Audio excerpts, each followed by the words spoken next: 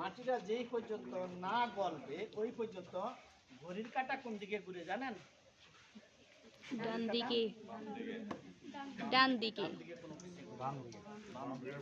ঘড়ির কাঁটার মতো শুধু একদিকে, একদিকে এইভাবে শুধু একদিকে ঘুরানো লাগবে, উল্টা দিকে ডান দিকে যাবে না।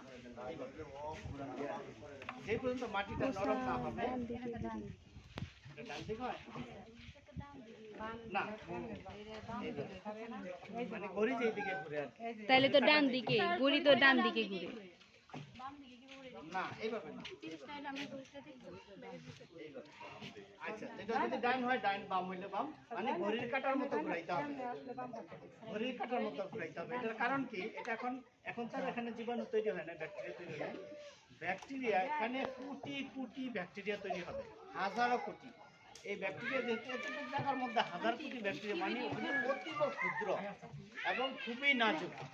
এগুলির যদি আমরা বেশি চাপ প্রয়োগ করি তাহলে এগুলি মারা যাবে। আবার স্রোতের যদি উল্টা প্রেশার হয়, পানির প্রেশারও এরা মারা যাবে। এই কারণে আমাদের এগুলি সবসময় একদিকে ঘুরাইতে হবে, ওই ব্যাকটেরিয়াগুলিকে এক তালেই রাখতে হবে, এক তালেই রাখতে হবে। উল্টা ঘুরানো যাবে না এবং বেশিও ঘুরানো যাবে না, শুধু একদিকে। এটা ঘুরানোর পরে তারপরে আমরা 5 কেজি পরিমাণ আবার গোবর, 5 কেজি গোবর বের করা যাবে।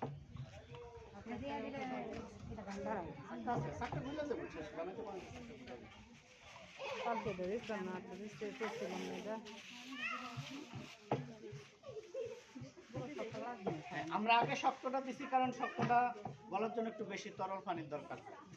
যদি পরে দিতে গেলে মাটি আরো গলতে বেশি সময় লাগে।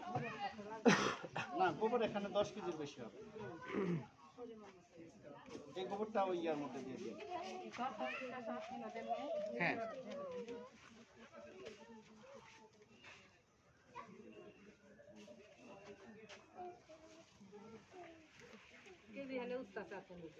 হ্যাঁ রাইট, হ্যাঁ হ্যাঁ হ্যাঁ, না ঠিক আছে, যতটুকু করতেছে কেজি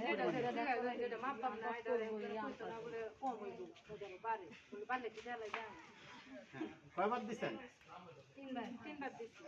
4 বার আর 1 বার দেন।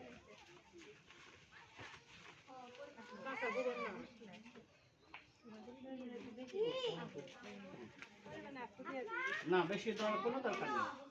এটা 5 বার দেওয়ার পর এখন আবার ঘড়ির কাঁটার মতো ঘুরানো, ঘড়ির কাঁটার মতো আবার ঘুরানোর পরে এই 200 লিটারের মধ্যে আমরা 1 লিটার দিব লালি। এখন আমি যদি 100 লিটার বানাই তাহলে হাফ কেজি লালি, আর যদি আমরা 50 কেজি বানাই তাহলে 250 গ্রাম লালি।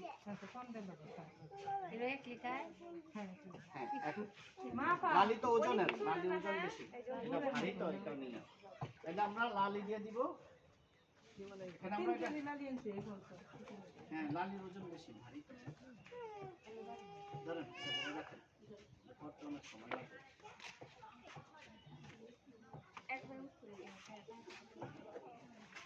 কারো কাছে কি কাজটা ঝামেলার মনে হইতেছে? আপনি 5,000 টাকা যদি বাঁচাইতে পারেন একটু ঝামেলা করে, তাহলে আমাদের এটাই করে, একটু ঝামেলার মধ্যেই থাকা দরকার। 5,000 টাকা রুজি করতে অনেক কষ্ট আছে, 5,000 টাকা ইনকাম করতে অনেক কষ্ট লাগে। হ্যাঁ, গাছের খাবার, গাছে এটা খাবে, আমরা গাছ খাবো, তার মানে কি এটা আমাদেরও খাবার, প্রায় কাছাকাছি, বেশি দূরের না। কিন্তু সবার খাবার একই, শুধু আকৃতিতে ভিন্ন।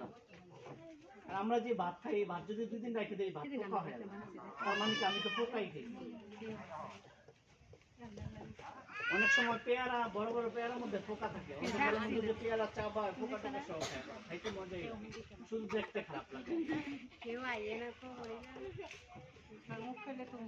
তুমি তো খাইছো, আমি দেখছি পেয়ারার সাথে পোকা খাইছি।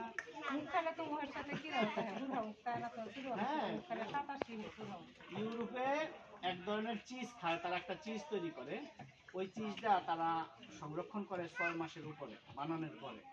ওইটার ভিতরে এই চিজটা আবার একটা পোকা খায়, পিঁড়ার মতো।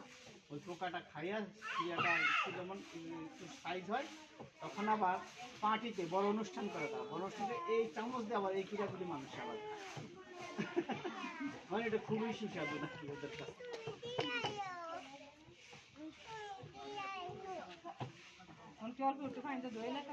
হ্যাঁ, শব্দ পড়ছে না? ধর লাগবে না, আপনি যদি আবার এটা দিয়ে আনেন তাহলে তো হ্যাঁ, নষ্ট তাহলে ধোয়া দরকার নেই। শব্দ পড়ছে না, পড়লে হবে। যদি আপনি পানি দিয়ে মুখ খাই বন্ধ আবার করে তাহলে দেন। নষ্ট হয়ে যাবে। তারপরে দিবেন বেসন দিবেন সেম 1 কেজি। হ্যাঁ।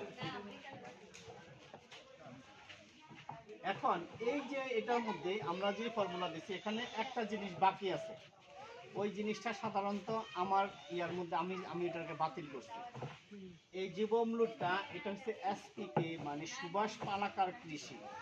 ভারতের একজন কৃষক আছে, ভারতীয় সরকার থেকে পদ্মভূষণে ভূষিত, মানে ভারত রাষ্ট্রের রাষ্ট্রীয় যত বড় পুরস্কার আছে না, ওই পুরস্কার পাইছে সুভাষ পালাকার একজন কৃষিবিদ।